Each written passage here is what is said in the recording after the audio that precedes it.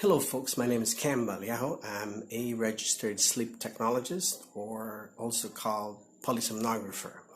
This vlog is to help people understand some of the myths regarding sleep. Let's roll. Myth number 1, snoring means good sleep. So if you hear people snore, especially very, very loud, that means that they're not really having a good sleep. They're actually having some partial obstruction. So if you hear this noise, it means that some of the tissues at the back of their throat is actually starting to collapse on their airway, meaning to say it's getting blocked.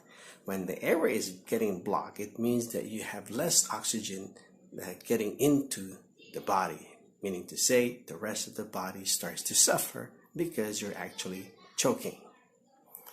Second myth is drinking alcohol helps you fall asleep. Actually, that's quite true. When you drink alcohol, yes, you tend to get really, really sleepy, tired, slurred, etc. Then you pass out. However, alcohol has some really bad effects on sleep and bad on your body overall.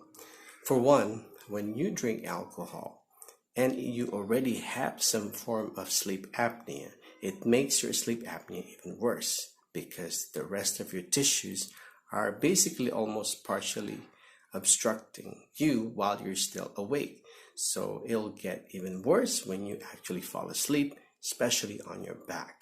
And the other point is that when you get used to drinking alcohol to fall asleep, not only will you become an alcoholic, possibly an alcoholic, but you'll be dependent upon the alcohol to fall asleep, because as you keep drinking alcohol to fall asleep, your tolerance for alcohol starts to get higher and higher, meaning to say without any alcohol, you probably will not fall asleep.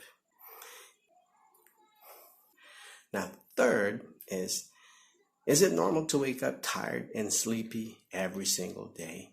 Well, it's understandable that we might not get some good sleep every single night. However, if you wake up tired every single day, whether you need so much caffeine just to get you going throughout the day, or just to get started, going to the bathroom, to shower, etc., and another cup of coffee once you get to work, another cup of coffee at lunch break, another cup of coffee in the afternoon, that means you are probably not getting good quality sleep.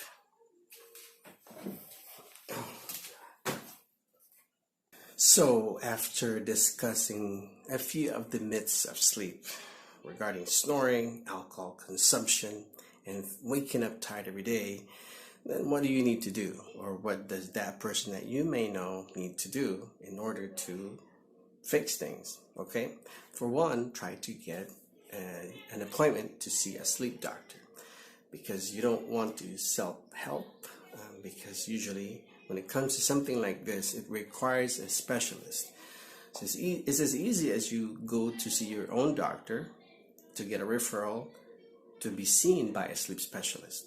So after you see a sleep specialist, that doctor will evaluate you, assess you, and will decide if you may need a sleep study or not.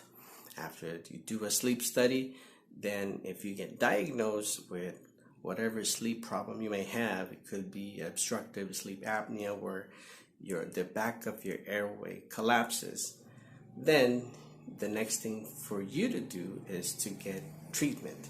So when you get treated, hopefully you'll feel better. Eventually you'll feel better, or it's absolutely sure that you will feel better, have healthier body and mind, and will eliminate those symptoms that we talked about, such as feeling tired, the snoring is a sign, and the daytime sleepiness, the need for so much caffeine just to stay awake. And this goes on, and there's so much more information that we just skipped, simply because sleep has so much science, so much medicine in it, that it requires a long amount of time to discuss. However, we just wanted to focus on those 3 main myths for now. So if this information is helpful for you, please comment below and subscribe or pass it along to somebody who might benefit from it. And if you have questions, we'll be so happy to answer you as much as we can. Okay, have a good night and have some good sleep.